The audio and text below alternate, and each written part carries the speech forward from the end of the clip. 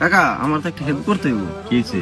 আমার গার্লফ্রেন্ড আমারে কল দিছে, কল দিয়ে কইতেছে 1 ঘন্টার ভিতরে যদি আমি ওরে না নিয়ে আসি তাহলে তুই বিষ খেয়ে মরে দেবো কইতেছে। ও, তুই মনে হয় খুব ভালোবাসস না? অবশ্যই ভালোবাসি, আমার অনেক ভালোবাসস না? বাসি। 1 ঘন্টা মর বা এই যে আমি তোর কিছু কথা ঘুম, এই কথাটি শোনার পর মনে হয় তোর এই ভালোবাসাটা থাকবো না আমার প্রতি। কি একটা শুনবি কথাটি? ভালো করি। তুই কি করস? বেকার বাপের টাকা বেকার। তোর বাপের তোর নিয়ে স্বপ্ন আছে, তোর মার তোর নিয়ে স্বপ্ন আছে, একদিন তুই অনেক বড় হবি, হ্যাগো দেখবি, অবশ্যই। হ্যাগো কিছু খাওয়াবি। তোর বয়স কত এখন? 16-17। এই বয়সটা হইলে মনটা থাকে আয়নার মতো, যে সামনে এসে দাঁড়ায় ওরে মনে কর অনেক ভাল লাগে, বা মনে হয় যে ওরে স্যার আমি বাঁচুম না, বা আমি তোর অনেক ভালোবাসি। আমি তোর একটা কথা কই, আমাগো সিনিয়ররা ভুল করছে। আমরা যখন নাকি প্রেম ভালোবাসা করছি, যখন নাকি তাগো কাছে গেছি, যায় যখন নাকি কইছি ভাই বাইর করে নিয়ে যাম বা বিয়া করুম হ্যান ত্যান, তখন হ্যাঁ আমাকে একটা থাপ্পড় দেয় নাই। থাপ্পড় না দেখার উল্টা কি কইছে জানোস? যে নিয়ে আয়, বাদ বাকি সব আমি দেখুন। কিন্তু আমি তোর ওইটা কম না, আমি তোর 2টা অপশন দেখাম।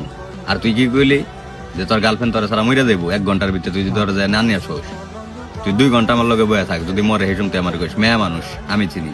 আমার কথা হইলাম তামিম, আমি যে ভুল করছি ওই ভুলটা অন্য কেউ জানি না করে, বা আমি যে আগুনে জ্বলছি ওই আগুনে জানি অন্য কেউ না জ্বলে। এই গার্লফ্রেন্ডও বাইচা থাকবো, তোরও কেড়ে রইব যদি তুই নাকি এই পরিস্থিতি না নেস। কাকা আমার অনেক ভালোবাসে। হ্যাঁ ভালোবাসে, মেয়েদের ভালোবাসা বেশি দিন থাকে না। তুই বিশ্বাস নইলে তুই যদি আজকে ওরে ছেড়ে দে, দেখ সর্বোচ্চ 15 দিন, এর ভিতরে হয়তো একবারে সিঙ্গেল হয়ে দেবো, নইলে অন্য কেউ এর ভিতরে ভালোবাসা ভালোবো। বা কিছুদিন পর ওর বাপ মাই যখন নাকি কেউ লগে বিয়া দিয়ে দিব, তখন বিয়া বসে একবারে সুখ শান্তিতে বসবাস করবো। তুই বুঝতে পারবি না যে তুই ওর জীবনে কোনদিন ছিলি বা ছিলি, এরকম কোনো চিন্তা ভাবনাই থাকবো না ওর ভিতরে। এটা হলো মেয়ে মানুষ। অভাব যখন মনে কর দে তোর দরজায় এসে দাঁড়াইবো, তখন তামিম ওই ভালোবাসা থাকবো না। কারণ এখন হইলাম তোরা দুইজনে বাপের টেয়া খাইতেছ, তোরা অভাব বা সংসার কোনো কিছু তোরা বুঝতেছিস না। যখন নাকি তুই আরে বিয়া করে বাসায় নিয়ে আবি, তখন কিন্তু সব দায়িত্ব তোর নিতে হইবি। তুই এই সময় কি করবি? সর্বোচ্চ তোর রাজমিস্ত্রির কাম করতে হইব। রাজমিস্ত্রির কাম করে কয় টাকা কামাবি? সর্বোচ্চ 450, 500, 600 টাকা দিয়ে আজকাল কি হয়? কিছুই হয় না। তোর বোর জামা কাপড় লাগবো, এটা ফেসিয়াল করার লেগে একটা কিছু লাগবো, তোর একটা জিনিস ঘুরতে মন চাইবো, ঠিক তখন কি হয়ে দাঁড়াইবো জানোস?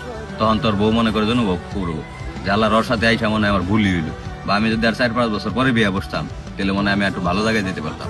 এদিক দিয়ে কিন্তু তোর কেরিয়ারও শেষ। বাই চান্স, আল্লাহ না করুক, বাই চান্স যদি তোর বউ তোর ছেড়ে চলে যায়, তখন কিন্তু তোর ইকুলো গেল, উকুলো গেল, তোর লেখাপড়াও গেল, তোর মনে করে কর্মজীবনটাও চলে গেল, আবার তুই তোর বাপ মার কাছেও গেল। কি দরকার?